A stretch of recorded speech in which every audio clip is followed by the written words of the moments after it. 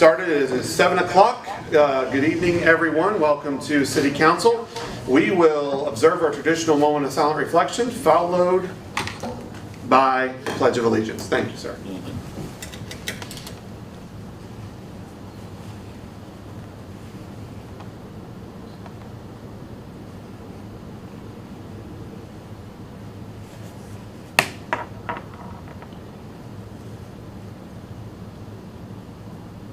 Thank you very much. Dr. Stankus, will you please lead us in the pledge this evening? I'd be honored, thank you. I pledge allegiance to the flag of the United States of America and to the republic for which it stands, one nation, under God, indivisible, with liberty and justice for all. All right. All right. We have a few folks that wish to address council this evening, but first, I do believe congratulations are in order. If you have not seen the press release, our very own Dr. Sarah Stankus will be leaving her post as superintendent of Upshur County Schools and will be taking a administrative upper level position with the West Virginia State School Board.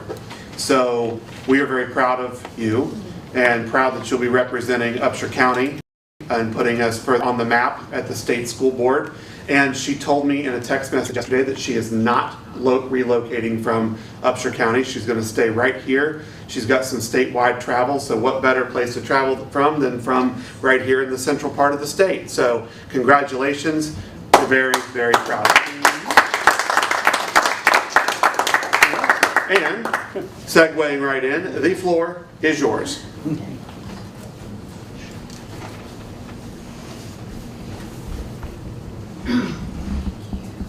Thank you, Mayor and Council, for having us tonight.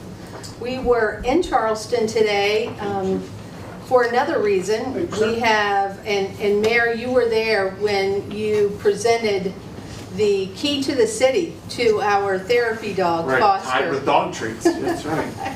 And we were in the governor's mansion today and in the Capitol for the press conference, and shared with them that our very own mayor had presented the governor and first lady's gift to us, that you had shared a key to the city, and Foster is the only therapy dog in the state with a key to the city. So thank you. We wanted to do it right. So there were 7 more therapy dogs distributed across the state today. They were their locations were named, but we're here tonight talking about our levy.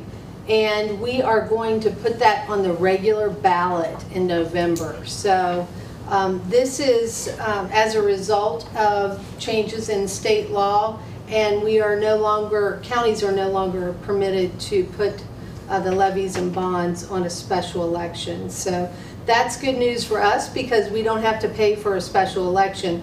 But the challenge is that we have to put it on sooner for our voters to consider. So, Mr. Perkins, you want to talk about the timeline, and then we'll talk together about. So, our current levy expires. July of 24, and realizing this is 22, understand that levies last for 5 years and elections are every 4 years. So every other cycle, we will be approximately 2 years, or it will seem like we're 2 years ahead of the proposed date. But the legislature did this as a cost savings measure that will allow elections to be more centralized and less frequent. So we're supporting that, and that is the reason for the timeline change. So Can you run these during primary elections? We can run them during general and primary, any regularly scheduled statewide election. I say statewide, but it would have to be countywide. So one of the things that I believe is really important for our public to understand is the difference between a bond and a levy. A bond, and I'm a pretty simple person, so I think of it in simple terms. Bonds are for buildings, and levies are for learning. So levies support things like instructional materials, technology, capital improvement, contracted services, but these are very important as well.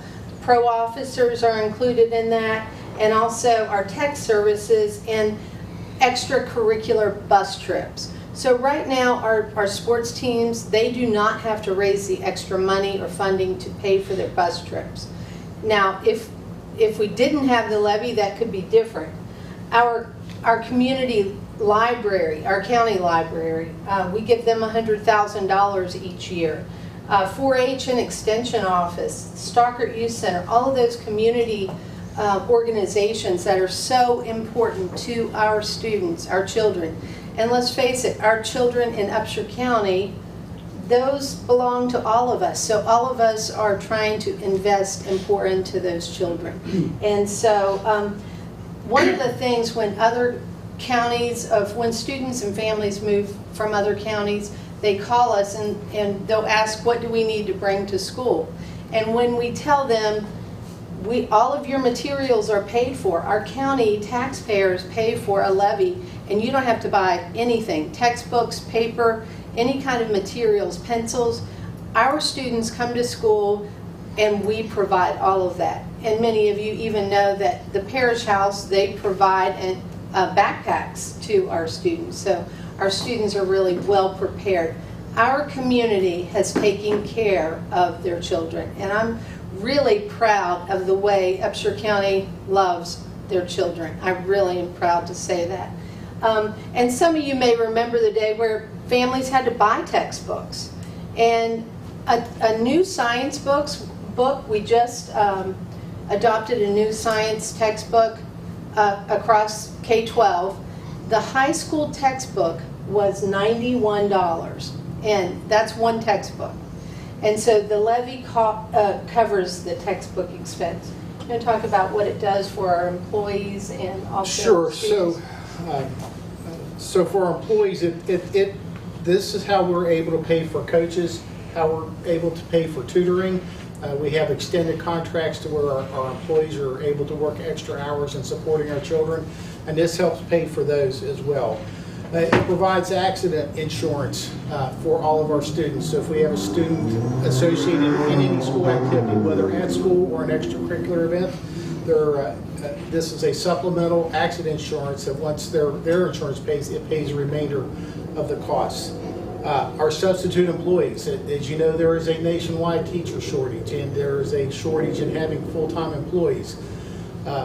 This allows us to have a pool of substitutes to where when we opened school yesterday, we had a person in every schoolroom and in every position. Student-related community services, we talked about that with 4-H and with the recreational park and the wildlife center. The extracurricular activities, that's where the coaches are and their buses. This would be the fourth renewal of this levy. It's the same levy at the same rate for the past 20 years, and this would be the fourth renewal, the fifth time that it would be approved. So we're really hoping our citizens understand the value that it brings to our community. This will not raise your taxes. It's at the same rate that it's been since 1999. So. And the other thing that we know that our community appreciates, not only our students get into the activities free, but also we honor our veterans, our military serving, who are serving, and our senior citizens. So those are the groups that get in free to any extracurricular activity, including sports. And those folks who have grandchildren, it really does mean something to those folks who are coming out to the activities. The other thing, because of the community response and knowing that when the COVID money is gone, that we'll hopefully still be able to fund this with the levy if it's supported, when it's supported. The passes to the Upshur County Parks and Rec and also to the Wildlife Center.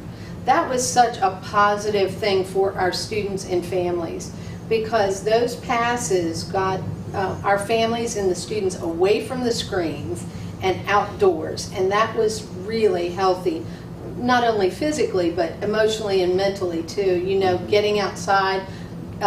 We have a great Parks and Rec up behind the high school, and the Wildlife Center has a lot to offer as well, so we were glad to do that. That's going to be included in this levy. Do we have a breakdown financially of each line item where the monies are going to go? So I do. It is on the levy call for each line item. That'll be in the paper shortly. Final approval by the county clerk is happening as we speak. So once that is completed, I'll be glad to provide copies. There'll be copies in the paper that will be published. Yes. And on our website. And will be on our website as soon as We the want final this to approval. be everywhere so people will know what the levy funds and how important it is. You know, Mr. McCauley will probably recall when Connor and I were in elementary school, we did not have a levy. And at Academy and Intermediate, I know Connor was a Central kid. I went to Academy Intermediate. So I say that with a little I went to Academy. But our moms had to come to the classroom, pick up the one textbook that the classroom had, take it to the library and run copies for every student to be able to take home and the excerpt that he or she was supposed to read that night to do homework and to do problems from the math book, the science book, the reading book. And that was not only taxing on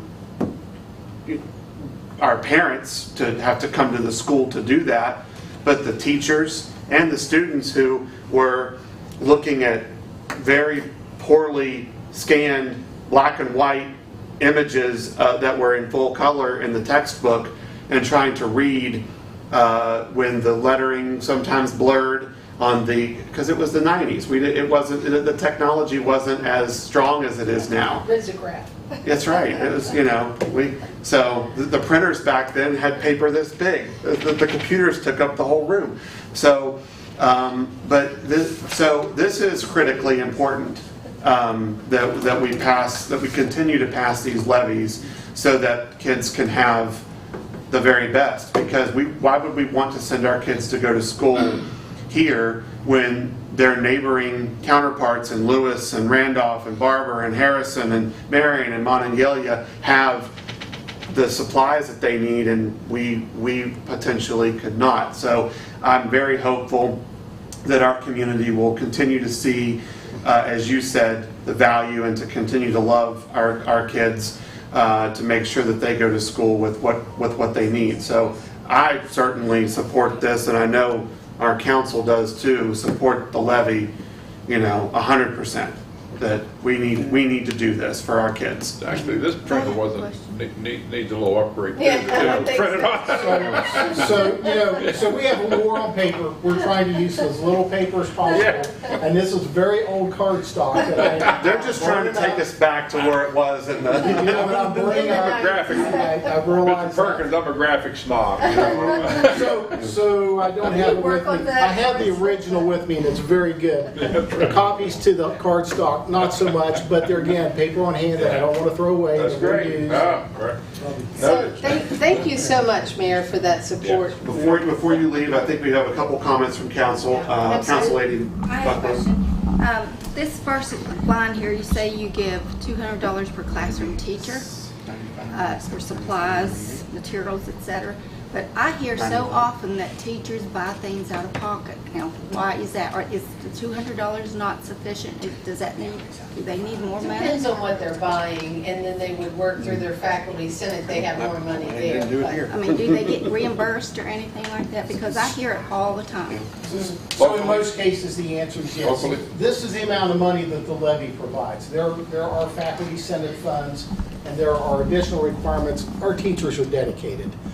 They are.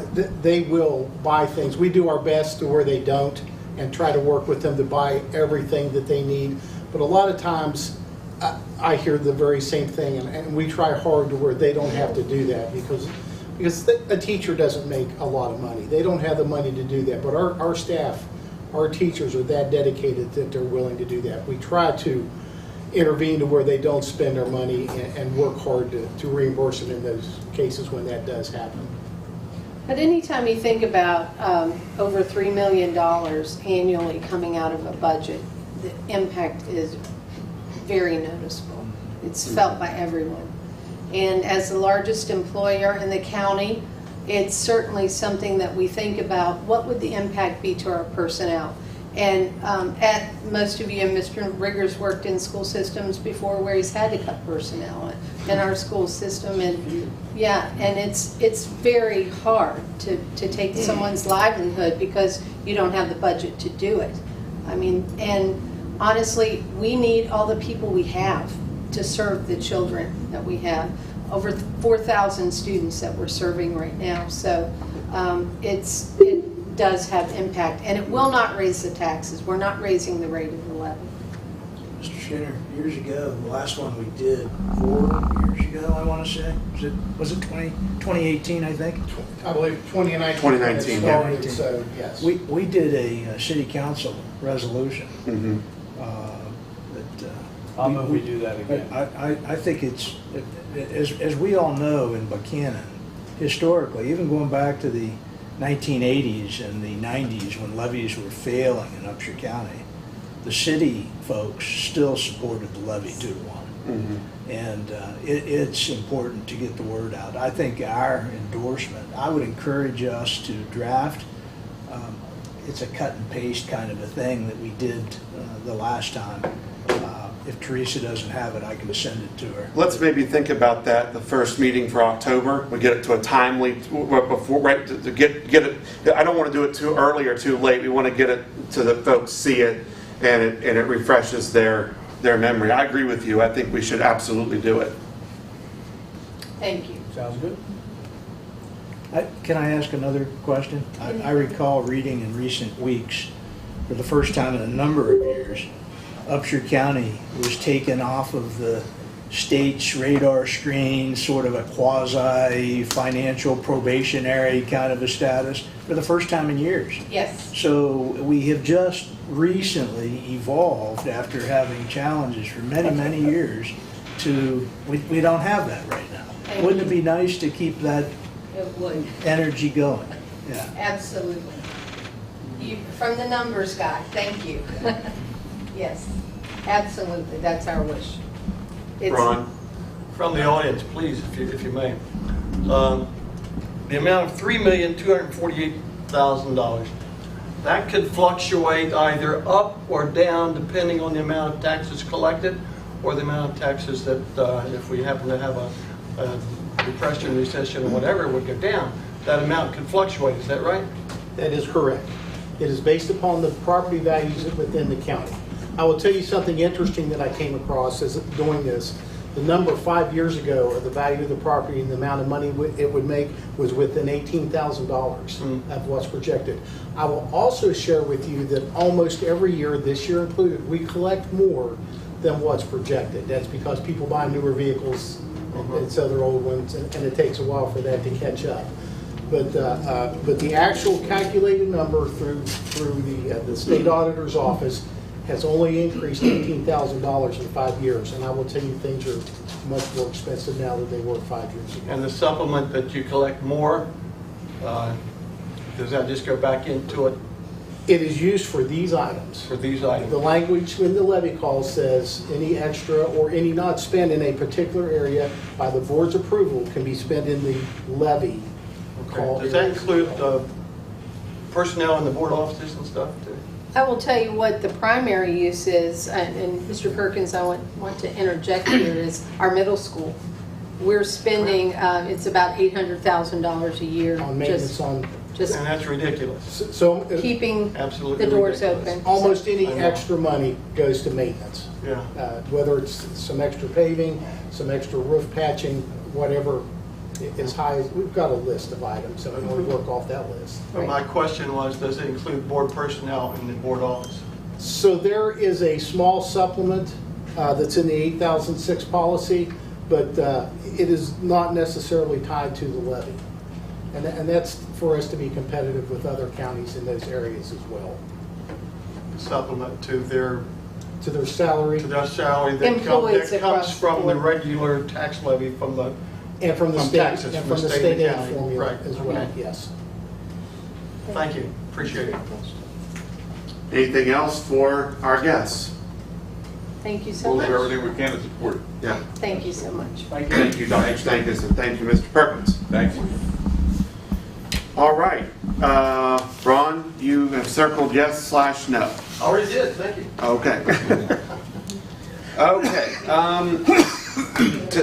Tonight is Jerry Arnold's wedding anniversary, and I thought that there would be nothing more exciting than having a date at City Hall. It's Dawn's birthday. Oh, that's right. It's Dawn's. That's right.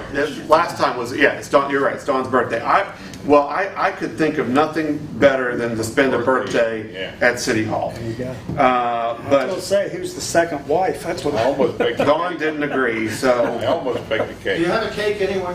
I almost baked the cake, but I couldn't figure out how to turn the oven on. anyway, Jerry is not here, so I have his report, as do you, in your packet. So I'll briefly read through this. I probably won't go too in depth into the engineering. It's pretty extensive, but you can see there. Basically, it's the FEMA generators, number 1, 2, and then just the general application. But we'll go start with director. He continues to work on the Madison Street project. He's hired a couple of contractors to assist in the final grade work. Then the departments will be installing the water, sewer, and electrical utilities. Drafted a memorandum of understanding for legal review to be used for the placement of the sconce-style street lights on some of the buildings on North Kanawha Street and Spring Street, because the poles cannot be installed. If you'll recall, the sidewalks are coming in closer to the buildings, and so that doesn't allow, due to ADA compliance, it doesn't allow for the poles to be erected. So the lights are going to be off the buildings, which I think will look pretty cool. F1 approval, this is, we can talk about this here in a little bit. That's the approval of the bid opening results. A new excavator for street department. We concluded or conducted the bid opening Thursday, August the 4th, 2022 for the new 35,000 pound excavator with a blade and hydraulic thumb to be used in the street department. Received 3 bids, one from Cleveland Brothers for $230,000, State Equipment for $173,575, and from Appalachian Equipment Solutions for $148,819. The low bid was reviewed and does meet all the applicable specifications. It is my recommendation, this is Jerry, that we accept the low bid from Appalachian Equipment Solutions for $148,819 for the one new excavator with the hydraulic thumb, and it's got a 5-year or 5,000 hour warranty. So when we get down to that, we can approve that bid suggestion. Street Department, continue to work on North Kanawha Street and the Gateway West sidewalk projects. And then you've got the completed asphalt repair for water and sewer departments and installed an overlay over on Walnut Street. And then completed DOH punch list on the Gateway North Side project. Sewer, crews to continue work on West Virginia Wesleyan College sewer project. They're having issues with residents blowing grass in the streets and clogging drains. Please don't sweep your grass into the street after you've mowed or weed eated. You can, if you're mowing and you're going to hit the street, you can turn your mower and blow it back up into your yard. So we talk about flooding in some of these areas. We've had some flash flooding this summer. One of the things that can help to reduce that chance is not putting grass into the street for the drains to catch. So please be mindful of that. Also, while we're at it, remember, no signs, yard sale or other signs in the median on Camden Avenue. That is city-owned property. And the reason for that is one, it's city-owned property and we don't advertise for anybody. And 2, it can be a traffic distraction if you're going to an intersection on Camden Avenue and looking at a sign instead of looking both ways for traffic. So if anybody sees a sign on Camden Avenue, it would be our responsibility or the street department's responsibility to remove that sign because they are not allowed on public city property, and that includes the median on Camden Avenue. Water, nothing to report. Waste, reminder, this is the last Make It Shine Day to be conducted for this calendar year. That is this Saturday, and it's from early in the morning, 6:30, 7 o'clock-ish, to 4 o'clock in the afternoon. So last week, it seemed that the afternoon was lighter than the morning. So if you want to not maybe wait in such a long line in the morning, it's open all day till 4 o'clock. If you want to head out in the afternoon, it may be less busy.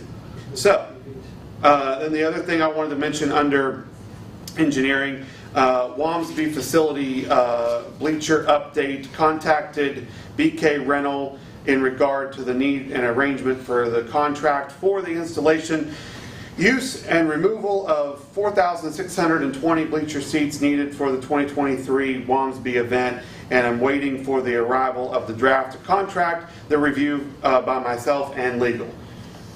So, that's the only other thing besides the FEMA mitigation. That's from Jay. That's from Jay. Yes, that is under engineering. I'm sorry. Yeah, thank you for Question that. for Transfer. Public Works, Jerry Arnold. You stated grass not to be put into the street. I think I had a paper at home that stated if you put your grass into the street sweeper was coming by and would pick it up.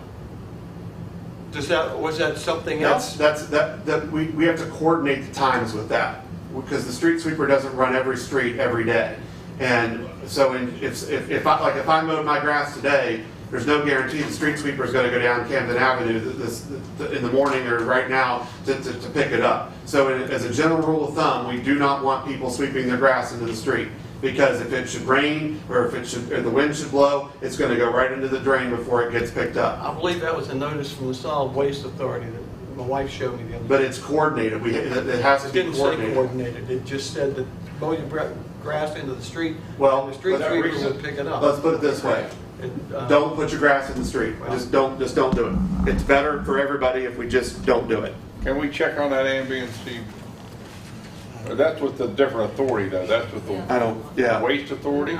It could be solid waste, which is not City of Buchanan. So Yeah.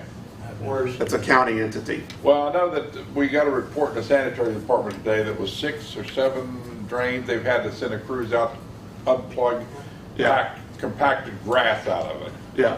So, Will that go for leaves too? Yep. And everything? Yeah. It's just best if we try to keep them away from the storm drains, so that if we get, we've had so much flooding in West Virginia and eastern Kentucky and southwest Virginia. Southern Appalachia has really been hit hard, and we're only, from the most recent flood that took place in the Kanawha Valley by the crow flies, we're only about 70, 80 miles from where that could have easily come through us. And we don't want to put ourselves behind the 8 ball if we get some torrential rain. be very helpful if you'd have your wife find that. Yes, I can do that. that would be helpful. Drop it off to City Hall. We Thank still you. had that big sucking truck, I used to call it, the suction truck, vacuum The truck. one that does the leaves, I think we still have it. Yeah, but Do they do leaves from our yards? in the peak of the fall season, yes, but leaves aren't falling right now, so we don't run it until. We could call Dawn and interrupt her birthday dinner and check on this. That grass is hazardous to people ride motorcycles. It is. Absolutely. Yeah. Okay. Anything else for fictitious Jerry? I'll wait till No. he's here. Good job, Jerry. Thank you. You did a great job. Up next is our finance director, Amby Jenkins. And big. Have a real short report, and if anybody had any questions for Jerry, if you contact him, he will be glad to answer you. Check with me if you want to, Ron, next week, and I'll check on those other items for you. Thank you. Yes, the cleanup, spring cleanup, Make It Shine, are for customers. The free dump day is for customers that have a monthly garbage bill. Yes. Just want to clarify that. That runs into, Bring with them. yes, because we check IDs and we check the account. And they should bring with them their ID and Yeah, we their need an latest ID. That, their latest bill? we need an ID of the customer of record Oh. that is on the utility bill that they receive monthly. Okay, got a really short report. Enterprise funds for ending July 31st, 2022. Waste Collection Board Money Market and Checking, $1,190,522. CD and savings, $58,674. We have a letter of credit of $64,000. That's for the old landfill. Water Board Money Market and Checking, $614,000. Working capitals and savings, $874,000. Sanitary Money Market and Checking, $781,000. Working capital, $457,000.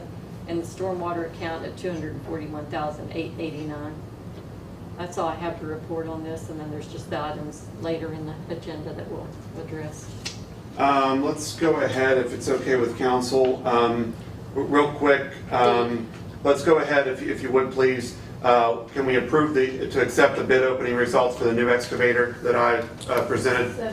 Motion by Pam, is there a second? Second. Second by Jack. What is that? This is F1. We're just, while Amby's there, we'll just go down through some of this stuff. F1. All right, so that's F1, that's motion by Pam, And second by Jack. okay, Buckaloo and Rigger. All those in favor signify by saying aye. Aye. Like sign opposed. Motion carries. F2, which is under Amby, this is the approval of financing for the new excavator. You want to? Yes, and this is in your budget. This was planned back in March when we did the budget. I solicited the 4 local banks for interest rates on the truck of the truck is $148,819. So I asked them for rates for a 5-year term on that, renewable annually, so it will comply with all the state regulations. And Citizens Bank came in with the lowest interest rate at 3.45%. 3.45. 3.45%, yes, so I'll need that in the minutes, that Yeah, the terms, the amount, and the percentage of council approves it. okay, you'll put in the terms and I all. can do that, yes. Okay, I'll move to approve that. Second. A motion by Randy, a second by Dave Thomas. All those in favor signify by saying aye. Aye. Like sign opposed. Motion carries. F6, this is also under Amby's report. Authorization to explore interest rates for the potential new SYCC building project. Just really, I need some direction. I don't know if you want me to start applying for the USDA loan, going ahead and starting the paperwork on that. If you want me to do that, as well as seek rates from local banks to see what they are. This is a bonding, so we'll have to go through bond council to do this, but I can go ahead and get some maybe preliminary rates. We know what USDA is, 3.25. What was it again? 3.25, and that's only good to the end of September. Yeah, so So say that again, that's 3.25. 25% USDA. USDA. I think it makes sense to go ahead and do the exploration of the rates officially, and then that way we have additional information as we continue to discern and discuss and further this project down the line. So I would entertain a motion that we authorize Amby to study the rates. Second. Motion by Mr. McCauley. Second by, I'm going to give it to CJ, if that's okay with everybody. All those in favor signify by saying aye. Aye. Like sign opposed. Motion carries. Andy, what is the length of term on USDA? It can be Up to 40. 30, up to 40, 30 to 40 years. Yes. 40 years. And I think you should explore the banks, the local banks. Okay. Yeah. I just think that's a courtesy that, they used to have a program where if they did something like that for a municipality or a county or a state, they would get, I forget what the program was called, but it was a pretty good program. I don't Yes. think they'll do it for 30 or 40 years. That'll be the caveat. We don't ask, we won't know. That's right, exactly. All right. Anything else for Amby? No? Thank you very much. Thanks, Andy. City Police Chief Matt Gregory. Good evening. Good evening. Hello, Matt. How are you? Good. Just a few things to update council on tonight. Just last week, the police department underwent its first annual web assessment with CALEA. Received a good report.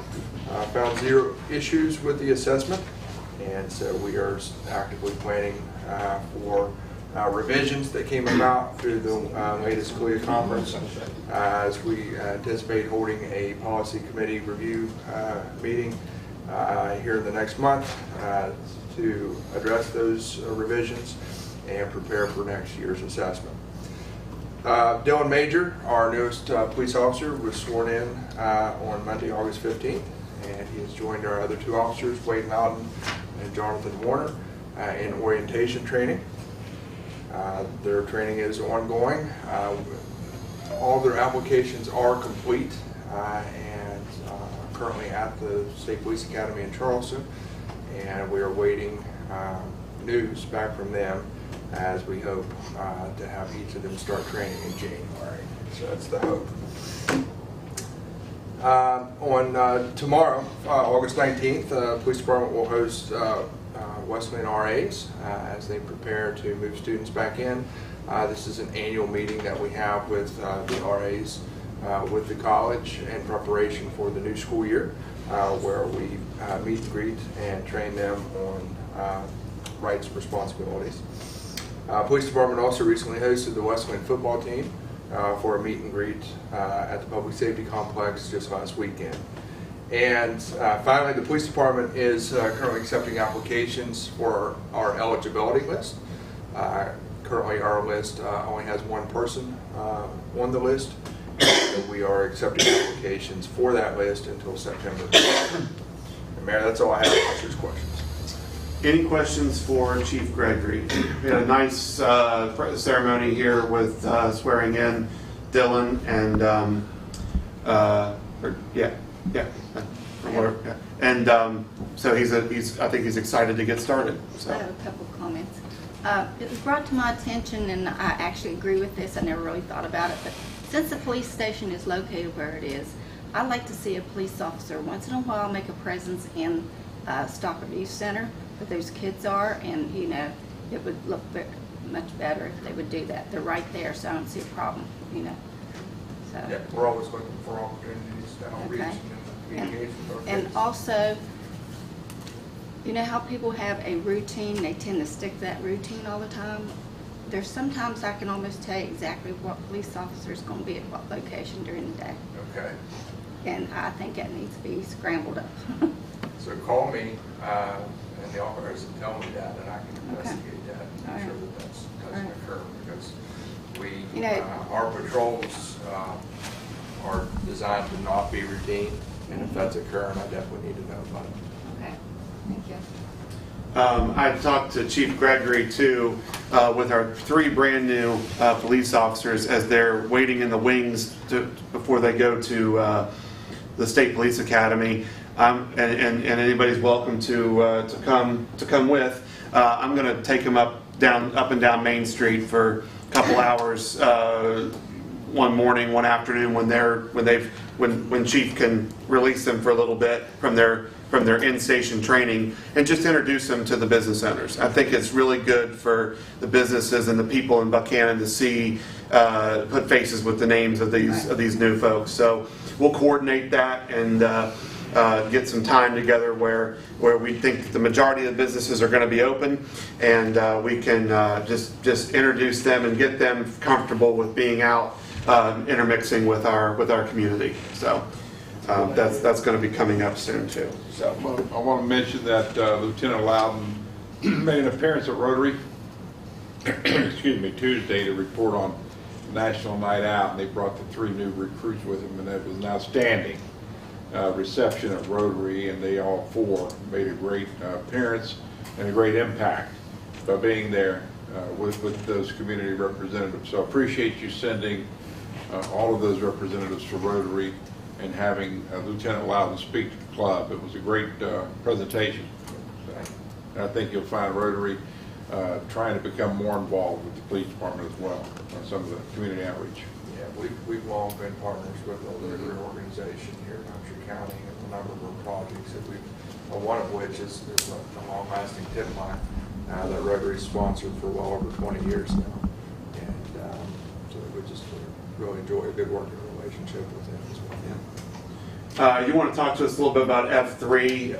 There's a mutual aid agreement between the City of Buchanan and Harrison County Sheriff's Department. Yes.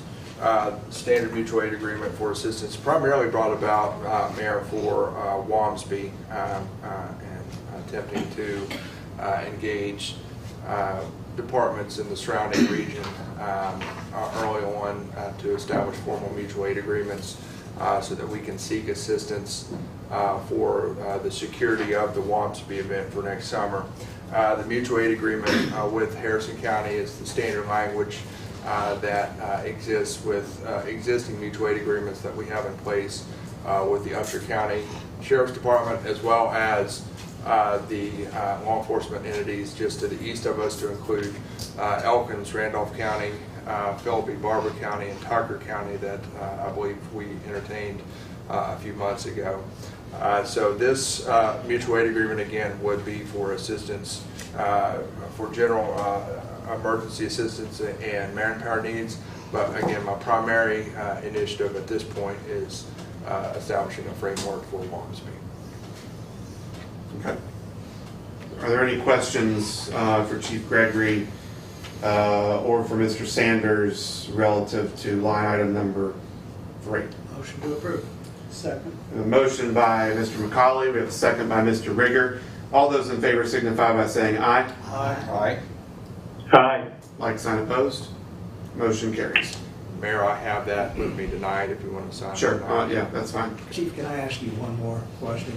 If all three of our new guys get started in January, that would put them graduating about the end of May, is that right? It should be right before Strawberry Festival. Okay. Yeah. If you could let us know when that those of you who haven't been to the academy graduation, it's really something you should try to attend one time. I was privileged to do that 3 or 4 different times while I was. It's just something that really is something y'all ought to try to take in one time. Yeah, it's definitely full of tradition. Yeah, and I don't think in the history of Buchanan have we ever had 3 Not at the officers same in time. one. Yeah, That's a unique problem. really. Yeah. Yeah. Yeah. Thank you. Thank you, Chief. Thank you. Thanks, Matt. City Attorney Tom Neal has, I talked to him earlier this evening, and he said that he's going to defer his remarks down to the strategic issues for discussion and our vote, which we will be there in just a moment. Correspondence and information, we've got the report of the cat and dog activity from the Upshur County Commission for June 2022. We got the letter of concern, non-functioning generator to Mountain State Electrical Contractors. This is the Brook Street lift station emergency power generator for FEMA. That's a J one. Notice of Police Civil Service Commission accepting applications for probationary police officer eligibility list. Notice of accepting letters of intent for competitive examination for position of rank of lieutenant for the Buchanan Fire Department. And then we've got the letter of resignation from Dennis Cordes for the Upshur County Parks and Recreation Advisory Board, which I have that to talk to you about for a replacement later on in the agenda. We've got a letter from David McCauley for a gift supporting the SYCC capital campaign. Thank you very much, sir.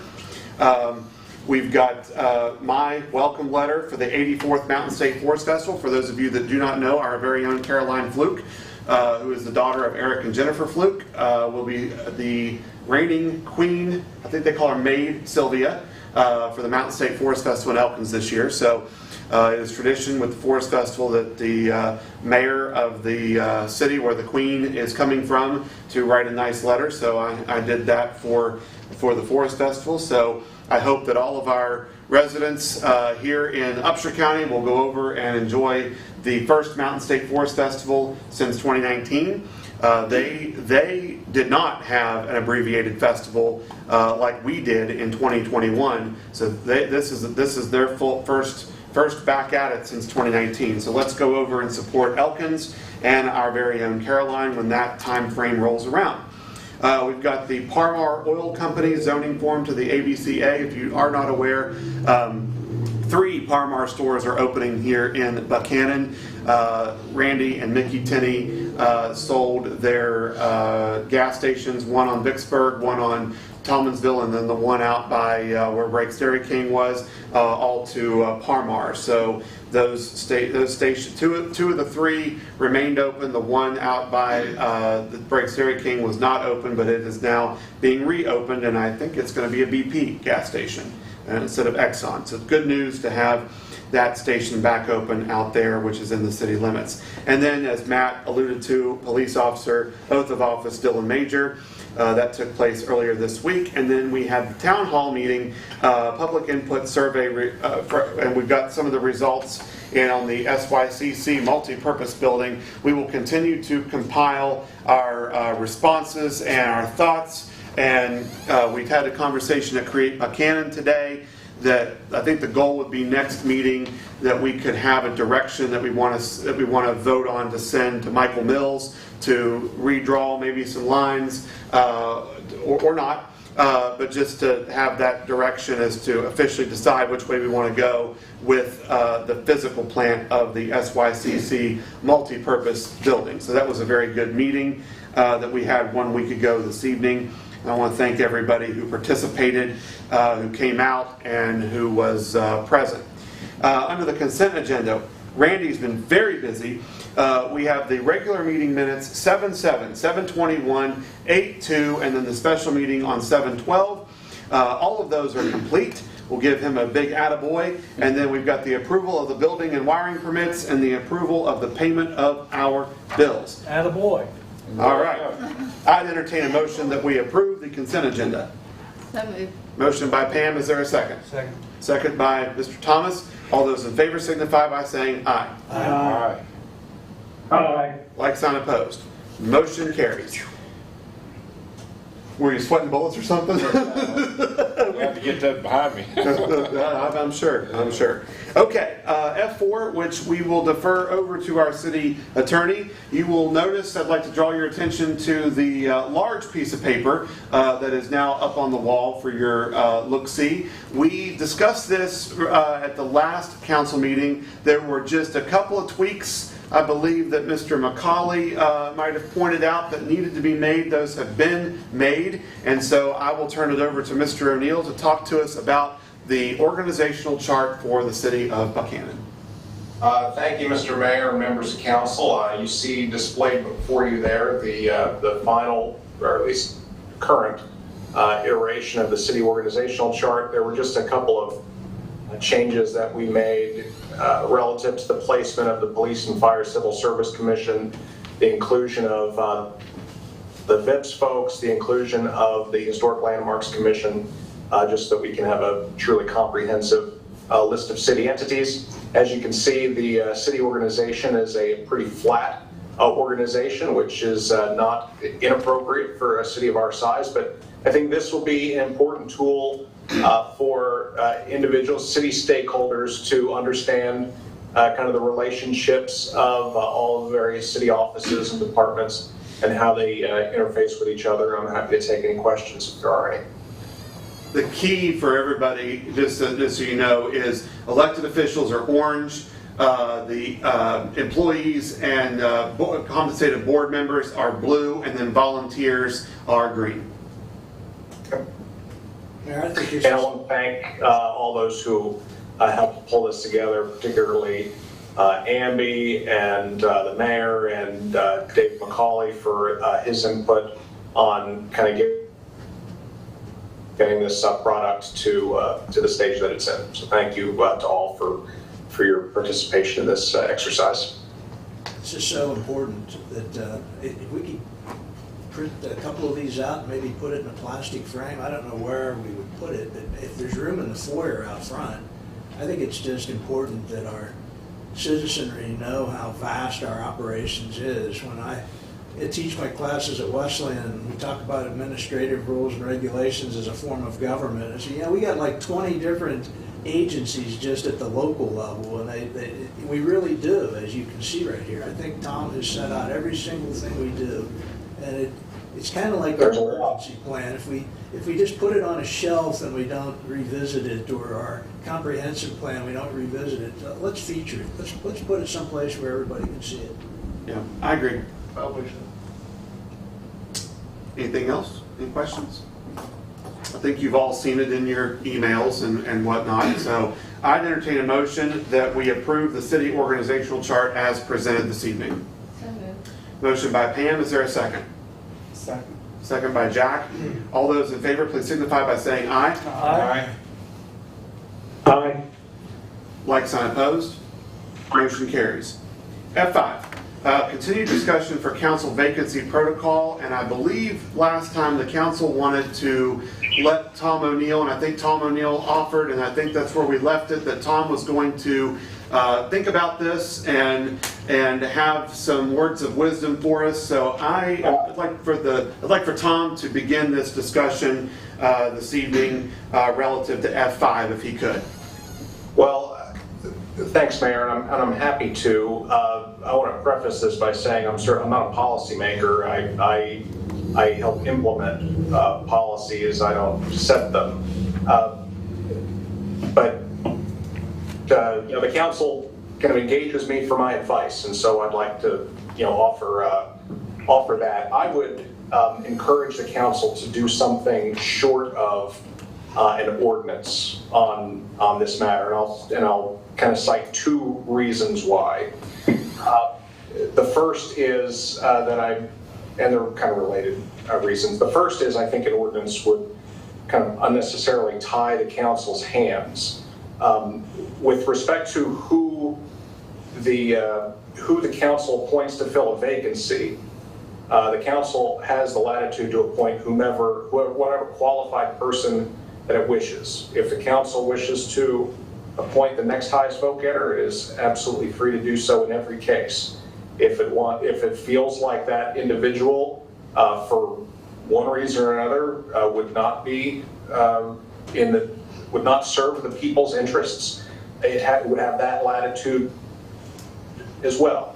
The second, and kind of the more legal concern that I have, and it's related to the first one, the charter vests the council with the power to appoint a replacement. What I'm concerned about is if the council were to enact an ordinance that would tie the hands of future councils, that might be considered to run afoul of the charter. Those are my, and it could potentially introduce the possibility of litigation if you had a conflict between, an individual who, anyway, I mean, there are a lot of scenarios that can happen, but I'm concerned with the concept of the council, through an ordinance, tying the hands of future councils in a matter that is delegated to the council in the charter. I'm not aware that this matter has ever been litigated anywhere, that there's any case law on it whatsoever, and but those are my issues that I hope you take into consideration on how to move forward. Certainly, if the council wants to move forward with an ordinance, I will happily draft an ordinance, but that's my advice for how you want to take it.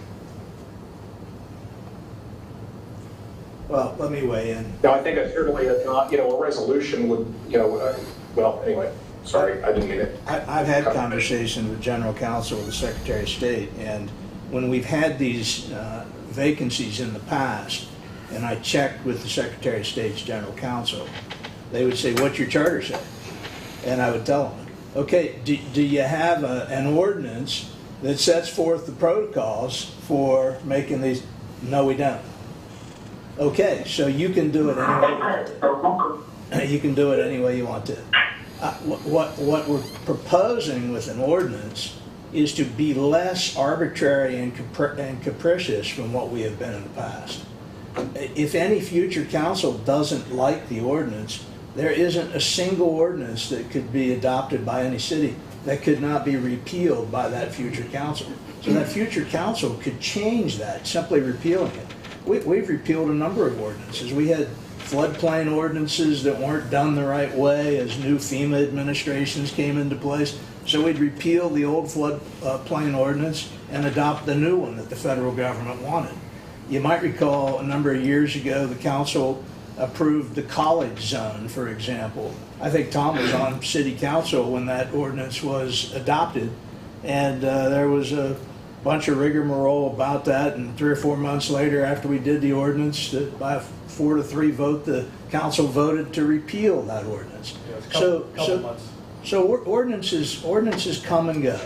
All I'm trying to have us do as council is to be predictable, to be transparent, to not be arbitrary and capricious going forward. That it's not, we're going to do it this way this time, we're going to do it a different way the next time. An ordinance, at least at that moment in time, if we have it in place, that council, whenever it is, whether it's 5 years or 50 years from now, there would be guidance as to what would happen. And if you look at the resolution that was done by Elkins and that Mayor Marco offered to us, I think they go way overboard.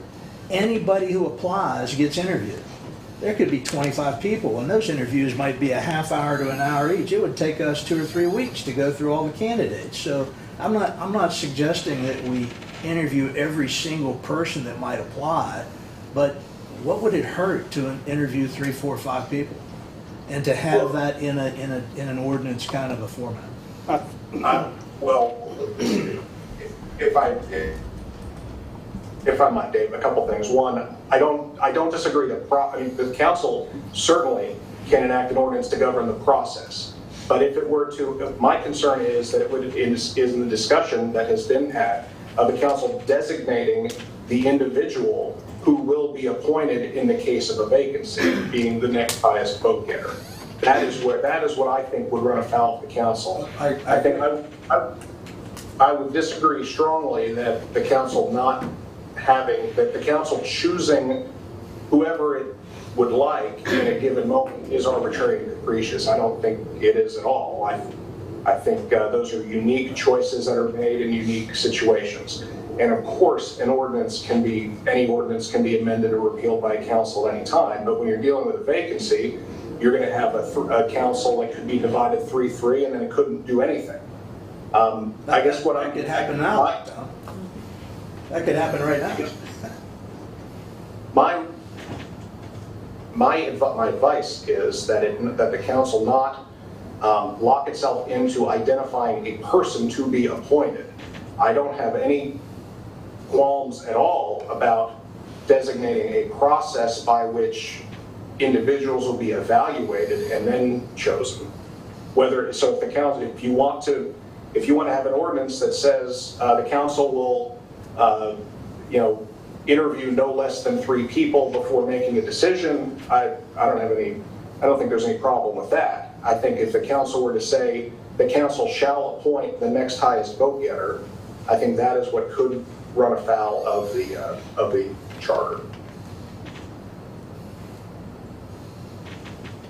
Jack, I think you started to. Well, I think anyone who is dissatisfied with the selection by council or the process is going to cry foul and say this was arbitrary and capricious. If council changes the process by which the replacement member is selected, what are we going to hear? They're arbitrary and capricious. I think that listening to Mr. O'Neill, that this council and future councils need the latitude to operate as they see fit. We are the elected officials. Not everyone's going to agree with our decisions we make. Not everyone's going to disagree with the decisions we make. But I'm leaning towards what Mr. O'Neill said. I think the decisions we made, I think the past, just not prior to this past election, but before that, when people had to resign, those councils, this one and the previous council, for instance, when you were mayor, and Colin had to resign due to health issues. We solicited.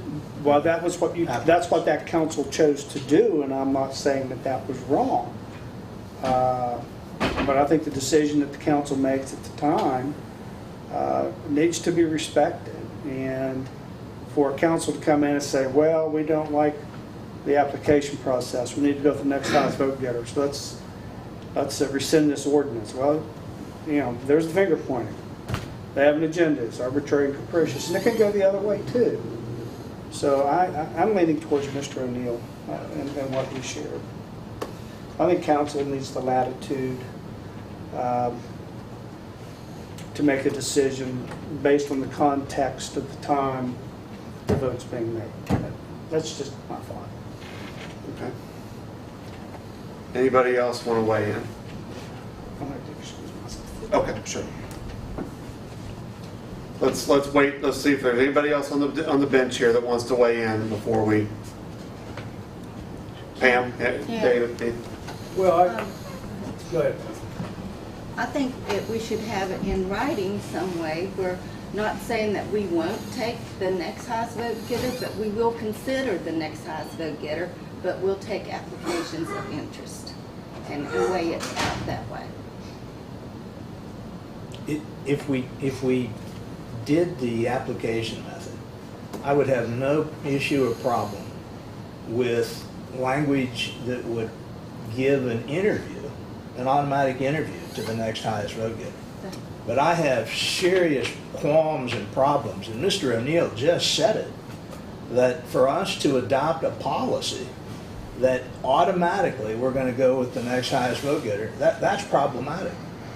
And that's what I'm trying to avoid. The application method would allow us to consider the next highest vote getter or possibly somebody else. But there's no way to avoid that. If we do an ordinance now that says it's going to be completely letters of interest, that'll take care of it for now. Yes. Until a new council comes in. That might change the ordinance. That may change the ordinance. This would not revise your charter. That would take a whole-blown thing Right. to revise. But I think what you're saying, correct me if I'm wrong, is this could be volleyball, this could be tennis back and forth of this council wants to do this by ordinance and then just keep repealing and replacing, repealing and replacing and repealing and replacing until we just have done this so many times. And I mean, that may not happen, but it could. You know, my preference moving forward would be take letters of interest. Me too. That would be my preference.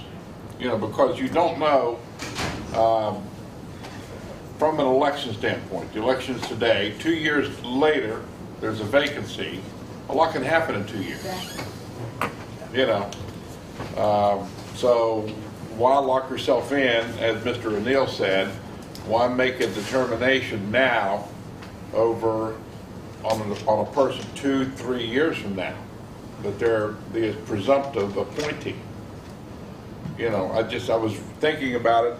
I don't know, I'm a political buff. Liz Cheney won a seat in the House of Representatives, 73 or 78% of the vote in Wyoming 2 years ago, and recently lost with only 23% of the vote. So it changes in a 2-year cycle, you know, dramatically. But again, if we go through the process of doing a resolution, an ordinance now, and 2 years later, seats change up here, and we get a majority that says we want to change that ordinance, are we right back to where we're starting at again? So just so I'm clear here, and I certainly don't want to cut off anybody's comment.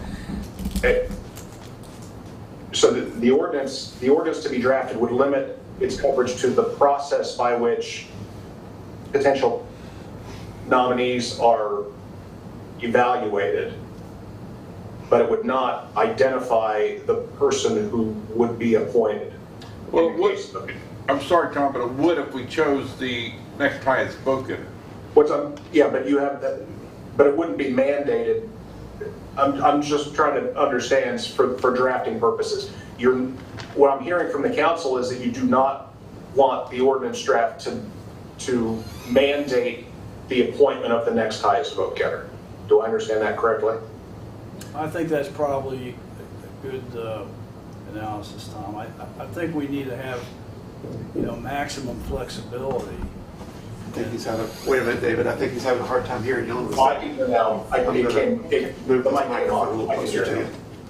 Can you hear me okay now? Now I can. Okay. Yes, thank you. I think whatever we do, we need maximum flexibility. And if you go to the automatic, the next highest vote getter, you don't have that flexibility, and I think that would be not good. But I also think that the council needs to have a transparent reputation, an open reputation, that I've seen it in the past where some people were interested in saying they would like to fill a position that became vacant, and they were discouraged from doing it, Well, from some other people. And that's not a good process either. well, that doesn't have anything to do with this ordinance, though. Well, sure it does. How so? Because, well, we need to be transparent, we need to be open.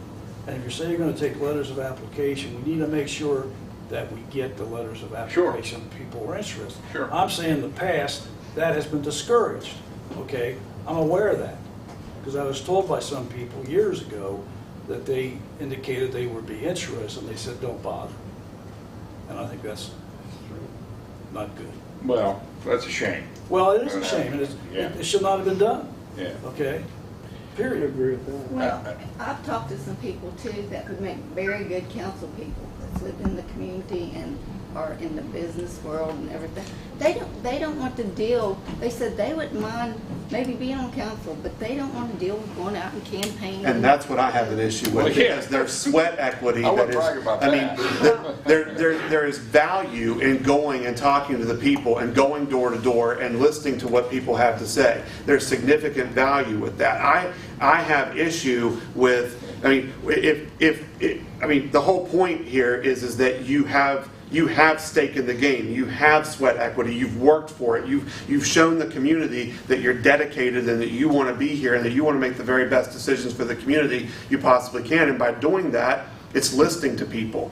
It's showing up. It's walking the neighborhoods. It's knowing our community. I believe wholeheartedly in that we always have to take the personality out of the equation. We're not talking about personalities, we're talking about a process. Two, I think it's important that the people who elect us, the people who vote, that their voices are heard. That is critically important, because we are all here because the people of Buchanan spoke. In one way or another, we are all here. And so that's not a single one of us right now on council is appointed. We are all officially elected, and that is important. I think that is at its core. That is the people have a voice. The people have a stake through our voices on this council. That's just my view of it. And I understand there's two very different viewpoints of are we a representative government, or are we a government that just is once we're here, then we are entrusted with the authority to make the decisions for the community because we are here. I'm more of a belief of a representative style of government, because I'm just being totally transparent with everybody here. When we have bigger issues that come up, I go out and sit in parlors and on front porches, and I talk to people and hear what they want to say. And I know a lot of us do that, but that's, and I a lot of times draft my opinions based on what I hear from the people who helped put not only myself but all of us here. This is not this 7 people's community. This is all 6,000 people who live here. This is all of our community, and I think that that's at its core what's most important. And to follow up what you said, I'm very fortunate. When I applied for the position of city recorder, when Mr. Rigger had to resign, I went up against a very competent person, very well educated and very competent person, and I felt fortunate that I was selected. And then I had to run for re-election to be reaffirmed, and I went up against another very competent, well-educated person to campaign against, and I had to put my money into the game and campaign and buy the postcards and do the mailings and do the advertising and go out and shake hands and talk to people. A little difficult because COVID was going on, but I had to ask for the job then at that point. And then, What you know, what I'm talking about there Yeah. are people that is involved in a lot of Right. things in the community that's already out there among the people. That's what I'm talking about. The last time we discussed this, I was really pretty adamant about the taking the next highest vote getter. I have changed my mind now, and I think that you know, we need to have an open process and have some flexibility. And if we just automatically take the next highest vote getter, we don't have that. So as you indicated, Pam, if the person that was the next highest vote getter, they can provide a letter of interest that they would like to be considered for the vacant seat, Exactly. even though, you know, they didn't get the votes the first time around. We need flexibility, I think. Yeah, Robbie, I do not agree, not even 1%, with your sweat equity analysis. We have seen people run for council 2, 3, 4, 5, 6 more times, and they are steadfastly rejected by our electorate. Those folks should not be rewarded in the proper scenario where you might only have a couple of openings and 3 people run. That person who has lost time and time again, rejected by our citizens, should not have an edge over somebody that's not out there. Again, I'm just thinking back over my 40-year association with the place. Years and years ago, there was a fellow, Mark Waldo, applied for an opening on city council. We interviewed him, and Mark served for another year or so on city council. Ended up, politics wasn't quite his thing, but he became very much ingrained with liking what city government was all about, and we appointed him to the Consolidated Public Works Board, and he's been a contributing member for probably 20 years. Mm-hmm. Susan Alloy had never run for office. You know, we did the letters, she applied, and gosh, for that year and a half she was our city recorder. She was one of the best folks we ever had in that position. Randy Sanders worked out awfully well. I'm not saying that next runner-up person wouldn't be able to apply. They would be. They'd be considered along with anybody else that wanted to apply. If you only got the one application, I suppose that runner-up person would get it, no matter who they were. But Yeah, I think the consensus of the council right now is not to give it to the second, No, and not to speak, next person. not to speak for the mayor, but I think what he's saying, you know, when I was appointed, I had a very small amount of time to fill it before I had to come back and put the sweat equity in. Mm-hmm. I could have just filled the gap and said, okay, I'm off, I'm going off in the sunset, and let somebody else have the job, you know. And I think that's, I mean, is that right? Well, and I think, again, I think every situation is unique. I mean, when we appointed you, there was no other next highest vote getter to look at. I mean, because the person who ran against Colin had also moved away from Buchanan. So when Colin resigned, and we had to move forward, so we didn't have a pool of potential of next highest vote getters to go with. So at that situation, we have no choice but to accept applications, and you know it did. It worked out. It worked out very well. Which then you did run, and then you were successful twice.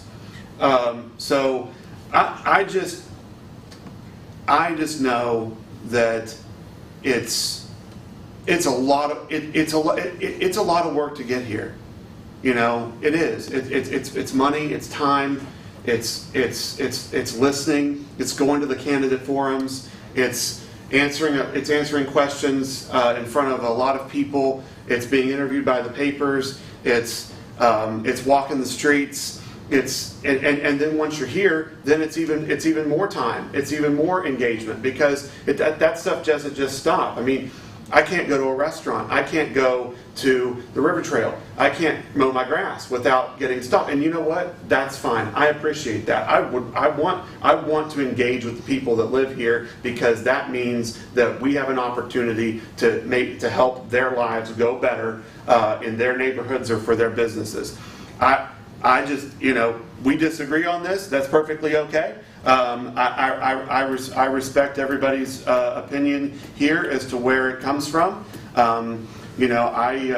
I believe in a majority, so I know that seems to be what the majority of folks want to do.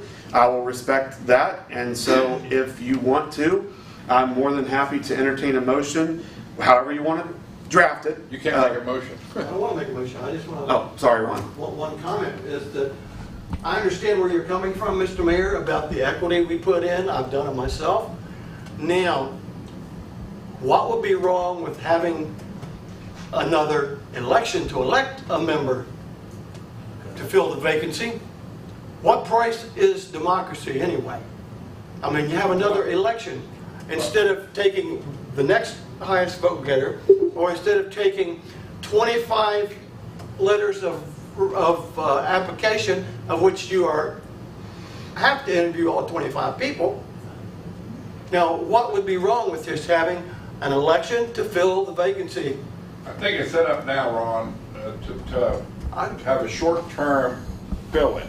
In other words, you fill in the spot until the next election. The next election, not the next end of that term. Have to be an election to fill in But by the time you set it all up and run... The charter doesn't allow for that kind of time. We need to be able to fill the person, because here's the thing. Regardless of what is chosen here, we need to have 7 people. Because if there's ever a chance for a tie, the city of the Buchanan, the city residents deserve to have a full council making decisions. So whichever way it is chosen, that is necessary. And election can take, you have to do an election call. You have to send it out. It's additional monies spent by the taxpayers to do it.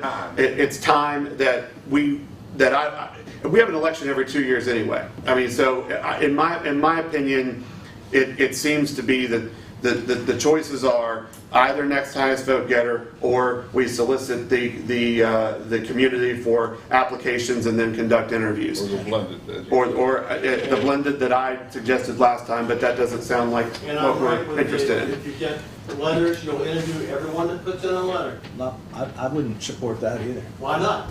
Because there could be You are 25... picking then and choosing. Well, there could be 25 people, and if it's an hour interview for each person, it would take us 2 weeks, 3 weeks to get How together do you and do that. choose the ones you're not going to interview that placed an interest? Council's discretion to interview 3 to 5, like we have in the past. You don't know who's the most qualified.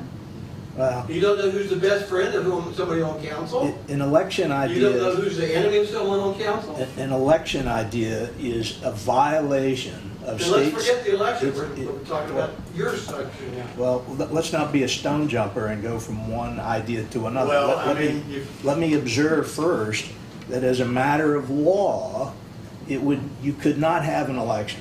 It would be a Right. violation of our charter. understand It's a that now. violation of state statute. So we can't do that. And it would cost, what's it cost for a municipal election now? $50,000, $100,000? Well, you just heard the superintendent talk about how it's a drastic reduction of monies Yeah. from having special elections. $50,000 for a special election is a ridiculous amount of money. It would cost the most 15 to 20. It would cost more than that. All you need is poll workers and ballots. What's the largest number of applications you've had? Well, For the long, Pam, you've been here for 25, 28 years, 29 years. How many? 3 or 4. 3 or 4. Yeah. What's the harm in saying we'll interview all applicants? Well, here's another thing, Ron. That's what Elkins says. We're lucky if we get 10 to 15% of the people out to vote. Right. I know. So that's a lot of time and money spent for Well, 10 that to was 15% just of people coming out. an issue that was brought up by Robbie about everybody has to put in blood, sweat, and tears. But if an election's out of the way, and I'm speaking as the public out here, then what is wrong with interviewing every person that sends an application in, or a resume, or a letter of interest? Because if you're going to pick and choose whomever you want to interview, that to me is very unfair, biased, and could be, it could just be plain wrong. We need to focus on the task at hand here, which is selecting a method. and we can work out the weeds and we can work out the specific processes once Mr. O'Neill, if it is the will of the council to want an ordinance drafted, once a draft is presented, then we'll have a chance to look at what the specifics are to the method. What I would like to do right now is to open I want to open up an opportunity for a motion to be made, because we do need to move on. It sounds like that the will of the council is to advertise for letters of interest and then to go through an interview process. Is that correct? Am I hearing that correctly? I think So moved. Okay, so Yeah. now let me ask you this: do you want to do it in a form of an ordinance, or do you want to do it in the form of a policy, or do you want to do it in the form of a resolution? I'd like to see it in an ordinance, and I would move that we do the application method by ordinance. Okay, so that is your motion. Yes, sir. Is there a second to that effect? I'll second. Okay. Second. I'm going to go ahead and give it to Pam. Is there any further discussion on that motion? What would be the difference between an ordinance and a resolution, David? A resolution reflects the current will of the council. It is not a statutory mechanism. It does not have the credence of an ordinance. A resolution can be undone as easily as anything. An ordinance would take a two-reading situation to change an ordinance. And an ordinance has to be replaced by An an ordinance. That's correct. A resolution does not have to be replaced by a resolution. That's correct. Can I ask a question just from a drafting perspective? How long does the council envision this process? Because one of the areas where this ordinance can be valuable is in defining the time scale of this process, and not allowing it to draw out for an unreasonable period of time. So when I'm drafting this, how does the council? What's the council's pleasure with respect to how long this process would take? 15 days from the date of the vacancy for anyone to declare their interest, and then the council's process then has to play out within 15 days after that.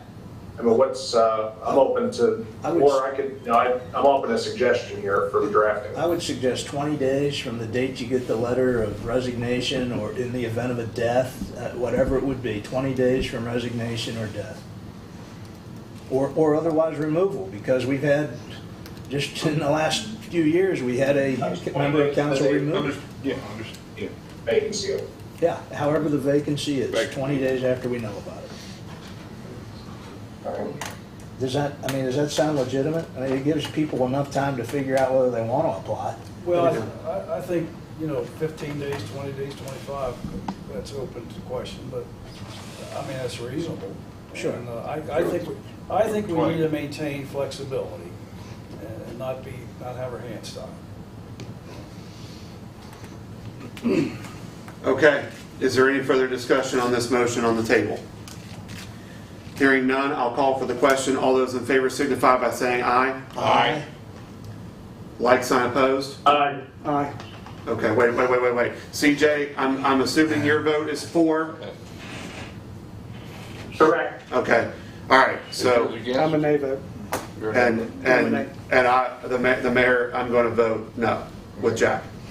So we got 2 noes. And 5 yea. Yes. Motion is declared carried. Okay. Thank you, everybody, for good discussion. Okay. We have taken care of F6. F7. I would like to ask the council for consideration of moving the September meetings both to Tuesdays, 9/6 and 9/20.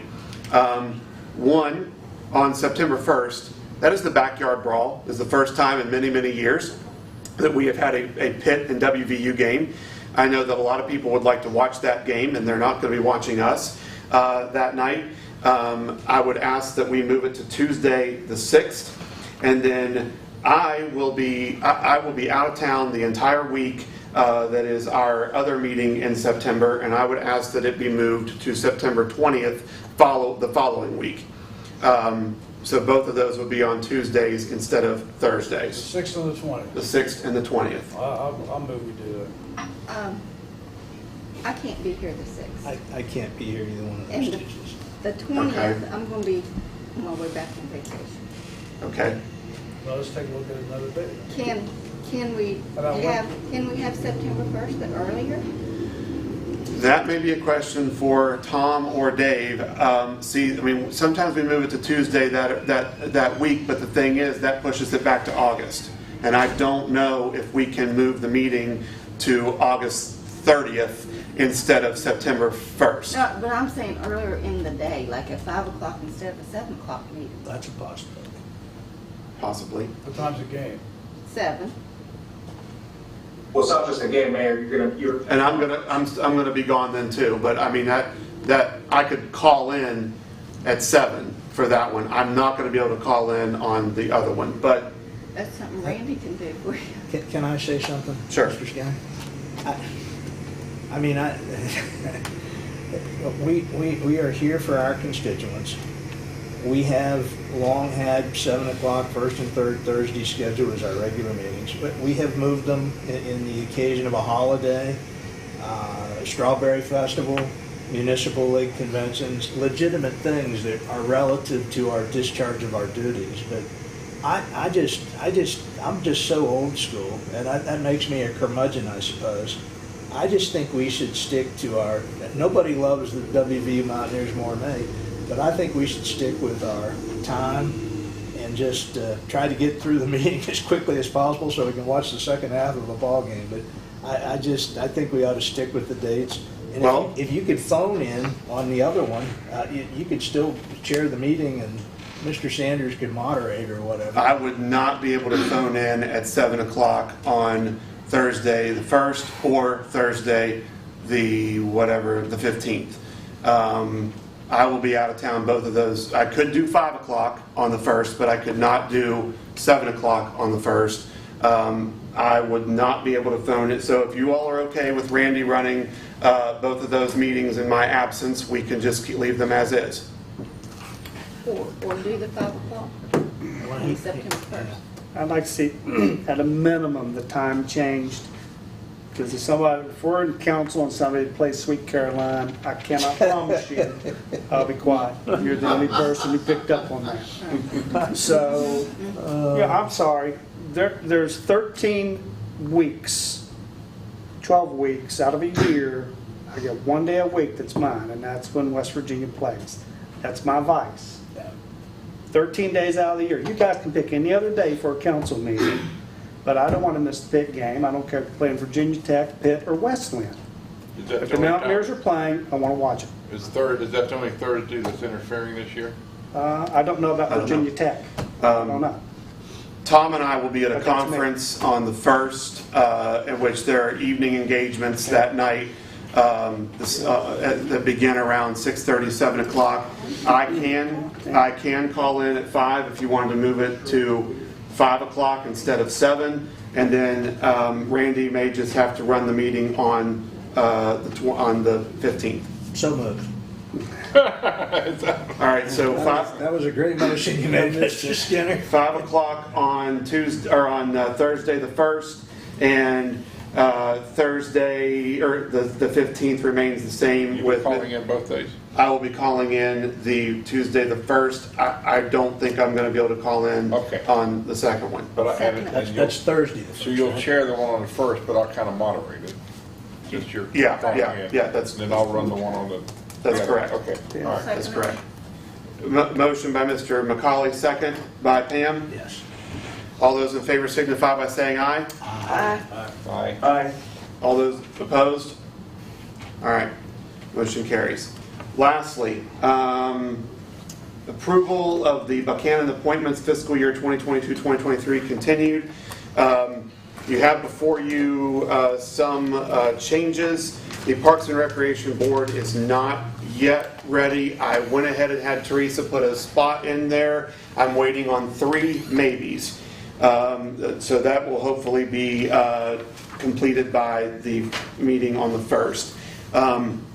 Okay, Stockard Youth Center, we neglected this one from before. Everybody stays the same. We're continuing with 9, still with an effort to work on reducing that board down, and I'm actually fine with 9. I initially thought 7, but looking at it with having a board member, a county commission member, a Wesleyan member, and mayor and recorder, it seems like 9 sounds like a better number than 7. So with the 9 people that we have, we've got the mayor, city recorder, Pam Bucklew, Tammy Samples, Sam Nolte, Melissa Frank, Nancy Show, Dawn Nestor, and Pam Martin. Continue those folks as we continue to work toward a Stockard Youth and Community Center new multi-purpose facility.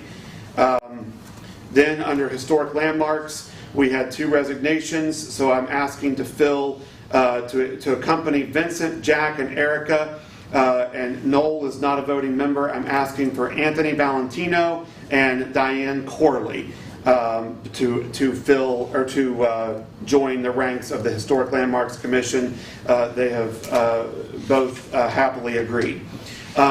This is a new committee, the Dilapidated Structures Scoring System Committee. This has come out of the Historic Landmarks Commission. I'm sorry, that's not right. Out of the Housing Enforcement Board. I just looked up at Historic Landmarks and reread that. So out of the Housing Enforcement Board has called for a committee to be established. Vincent has received the scoring sheet, or scoring sheets, I should say, from the city of Oak Hill. There's no sense in reinventing the wheel. They have a great dilapidated property scoring sheet that a committee would be needed to review. We discussed a committee of 5. All of these folks do not reside within corporate limits. It is necessary for those folks not to, so that nobody has a biased stake in the game. Nobody is a significant property owner. Nobody is a resident. So nobody's going to be showing any favoritism to their house and not not maybe their neighbor's house. That would include Vincent Smith, our building code enforcement officer, Tanner Smith with the City of Buchanan Fire Department, the investigating officer with the Upshur County Safe Sites and Structures. They're in transition, I think, with that position. So when they name that person will be on this board. Michael Ward and Rob Smith will be on that committee. Planning Commission, we had a resignation of Mike Scharpalski. I'm asking to put Steve Nanners on there. Dennis Cordes resigned, as we just talked about above, from the Parks and Recreation Board. I'm asking for Hannah Lively to be placed on that. That came in later this afternoon. And then finally on the Zoning Board of Appeals, replacing a vacated board seat, Natalie Viola. So I would ask for a motion to approve the list that I have put before you this evening. Second. Motion by Randy, second by Jack. All those in favor signify by saying aye. Aye. Aye. Aye. Like sign opposed. Motion carries. Question, Mr. Shannon. Should we have Tom retool the Stockard ordinance that increased things to 11 to roll it back to 9? I think so. I think so. It'd be an easy one, Tom. No problem. I'm on it. Do we need a motion for that? It's not on the agenda for consideration. I think if we just give Tom the head nod, we'll bring it to a motion. We'll bring it with a draft for a motion next time. Bring it to us, yeah. Okay. Comments and announcements. Beginning with, I'm going to begin with CJ on the TV. Well, good evening, everyone. I would, in your comments about that you're trying to recruit folks for the Parks and Rec Board, I hope we will be, there's an understanding that this is a working group, that the expectation will be to meet weekly for at least 6 months until we get this thing, moving.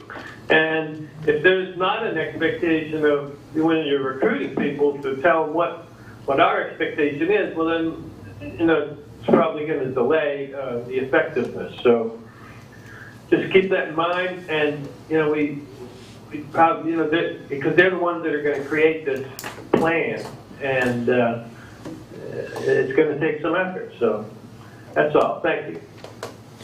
Yes, CJ, and that is part of why this is taking some time to assemble, because this is a significant time commitment, and folks are wanting to make sure that they have the time to invest in this. I also want to make sure that we're all on the same page too.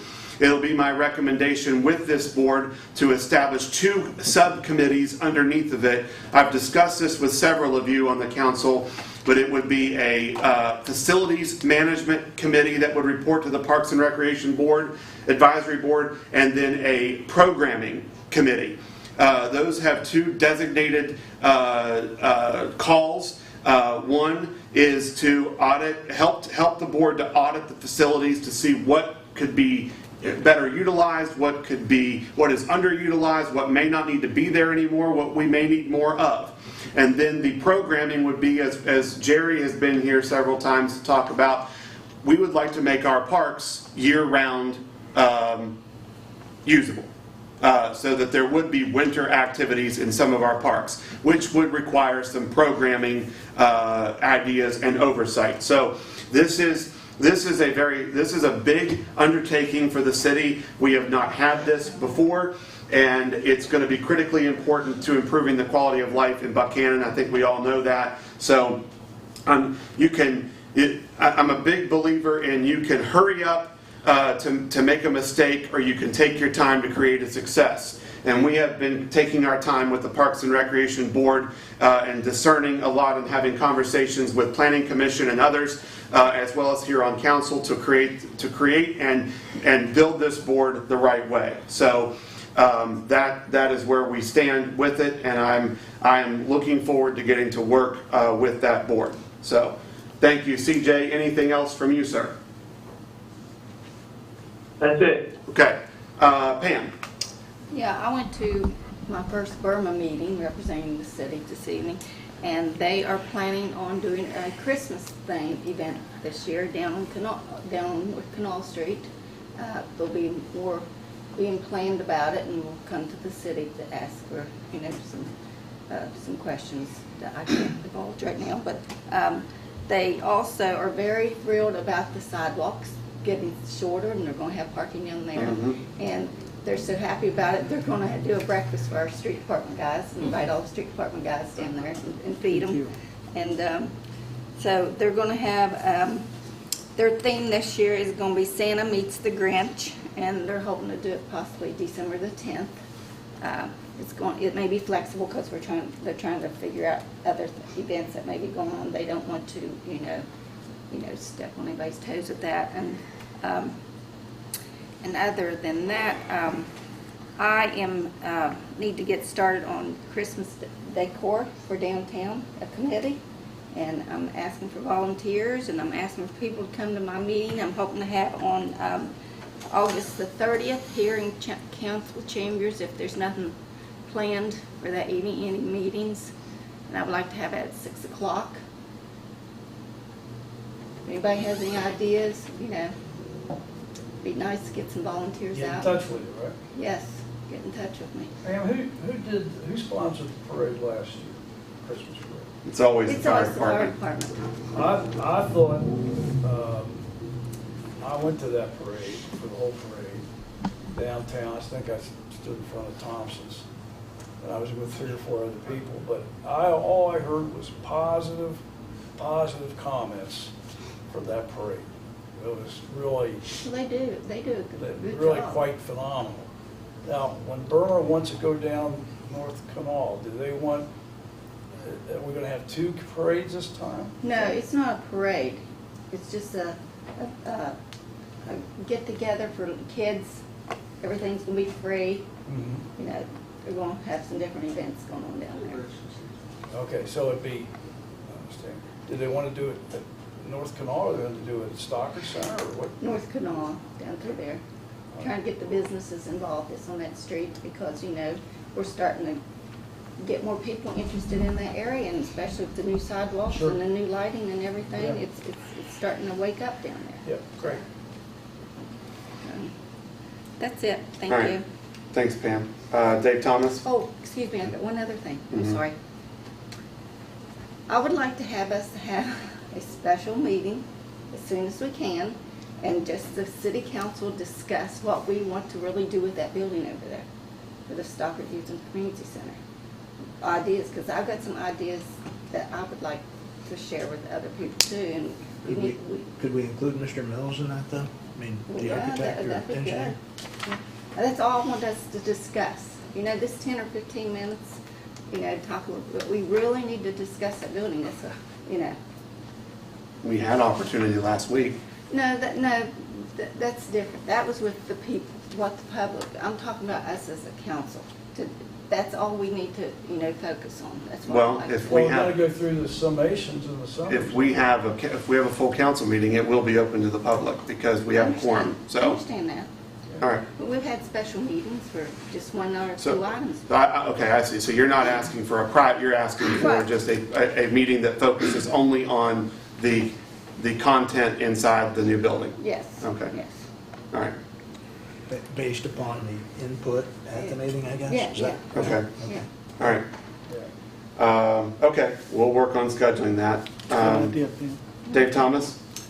Yeah, I think that's a good idea, Pam. I would also ask for comments on the retrofitting the current building too, because there could be some things that could be done there that would be very helpful for the future. I really don't have any comments. Just thank everybody for participating this evening, and I think we had good open discussions, and we need to continue to do that. Thank you. Thank you. All have a good weekend. Jack? Well, it was a lively meeting, and I actually enjoyed it. And so people don't think I go over the edge over WVU football. You can ask my wife. Why would we ever think that, Jack? There's 12 days out of the year that she's not permitted to schedule anything. Careful. However, I doubt it, but you may. but she gets the other 353. I think she is getting a You may have very just lost good 6 deal. of those, Jack. She's getting a very good deal out of this. I mean, of course, if there's a bowl game, that's a given. But no, like I've said before, we can disagree on things, but I do appreciate the professionalism of the council. And you know, I love my wife dearly, but we don't always see eye to eye. And you know, I'm not married to any of you, but it's nice that we can disagree and still maintain professionalism and respect for one another. Does WVU have a football team this year, Jack? Huh? I believe we do. I'm I in. think we're going to surprise some people. Really? I hope. Hey, we're undefeated, Bubba. Huh? We're undefeated right now. You haven't played a game yet. Doesn't matter. We're undefeated. Anything else, Jack? That's it. No, David, they put the stadium up for sale. Not a bad idea. Mr. McCauley? Mr. Skinner asked me to serve as the capital campaign director for Stockard. By the way, this is totally random, but as we came out of that meeting last week, I was so inspired that I made some notes that maybe this served. I don't know what it serves, but you guys all get a copy of it anyway. It's just thoughts on the way the meeting went and the ideas of the things that were generated and the whole bit. So please take a peek at it, and if we can get a date sometime in the next couple of 3 weeks to do this processing meeting on what we really want with the building, that'd be terrific. What I was getting back to with the gifts, again, I've got to keep harping on this. There is a form that you can sign up for at City Hall, and you can give $5 a month toward the Stockard Youth Center, the capital campaign. You could give $5 a month to the Colonial Theater, or to the Wildflower Project, or to the dog park. It's a gift for the city. I promised Dr. Khan he dropped this shirt off at City Hall yesterday, and I didn't have a chance to put it on, but he probably should be here to explain what it is, but I think it is an Islamic peace symbol, and I've got a couple other entities that Matt Kerner's group gave me a shirt, the Hope Dealers for addicts and things like that, so I'm going to continue to be that voice for the people on the periphery of our community. Wesleyan is starting up. We got students, about 300 of them here already on the athletic teams, and we got a bunch more coming back this weekend. We should hit about 1,000 students with Monday morning's classes starting. And could we possibly have a 5-minute meeting, executive session to discuss a property matter? This evening? Yes. Yeah. Yeah, we can do that. Is everybody all right with that? Okay. Hey, David, I'll be glad to help you with the stock and capital campaign too. You're on the committee. Got some ideas. You remember Foundations for Better Schools? Yep, sure do. John Esther was involved in that, Bob Wallace. Yep. There were some great ideas coming out of Yep. that. Anything else, David? I think that's it. Okay. Mr. Sanders? I'm going to be very brief tonight. I just wanted to echo what others have said already this evening. I think the Stockard Youth and Community Center meeting was very successful. Yes. Of the folks there that did not have a direct affiliation with the city, in other words, they weren't administrative members or elected officials or employees of Stockard, we had 28 surveys filled out. So that's over 50% of those people filled out surveys that participated in breakout groups and so forth. That's I mean, it's over 50% of those folks. 28 people is very good. We have some great data from that.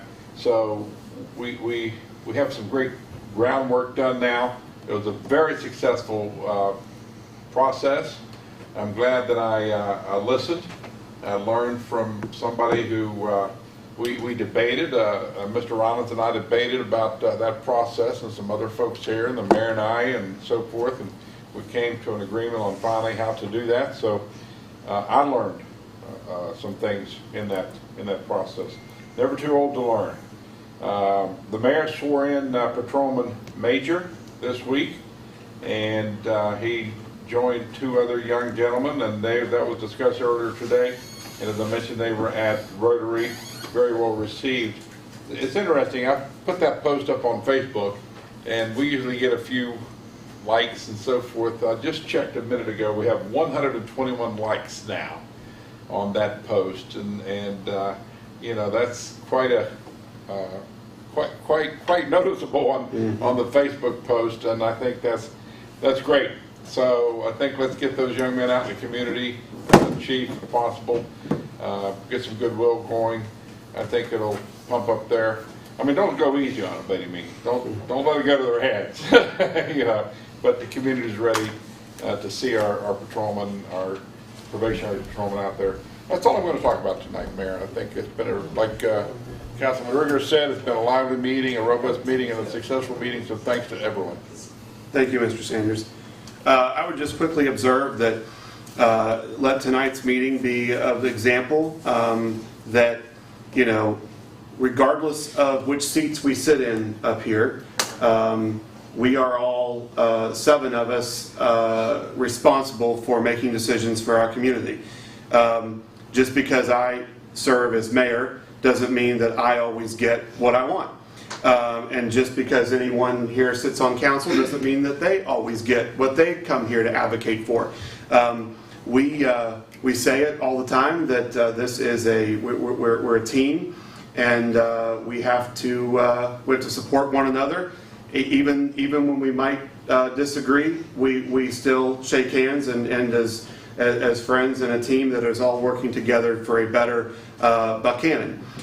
So I appreciate that fact, and so I just want to make sure that our community knows that all 7 of us here are dedicated to serving the community, and we are all the points of reference for our constituents and for the people and businesses that are here. So I want to thank everybody for your work this evening and for your work off camera, and thank our employees for what they do. We've had 1 meeting so far of our Revenue and Expense Review Committee. It went very well, and we have another one coming up next week, so that hopefully we can come forth to council with our recommendations for the employee pay increases that we have been talking about, so that we can help our employees to realize more financial prosper, but also recognize their accomplishments and reward those who have been working even more, especially hard for our community. So that's going on, and I appreciate all of the committee members' work on that committee as we work to help better our employees. Next week we've got Consolidated Public Works Board, and then we're already wrapped up almost with August. So welcome our West Virginia Wesleyan College students. Wore my polo this evening. Not the biggest fan of the orange and black colors, being a Buchanan Upshur grad, and Elkins was our rival, so I'm like, oh, orange and black, I still don't really love those colors, but wear them for Wesleyan as a proud Wesleyan alumnus. Myself graduated from Wesleyan in 2011, so 11 years ago that was taking place. So welcome those students, and I hope that they enjoy our community. So with that, I'd entertain a motion that we adjourn into an executive session at 8:50. To discuss a property. To discuss a property matter. Yes, sir. So All right.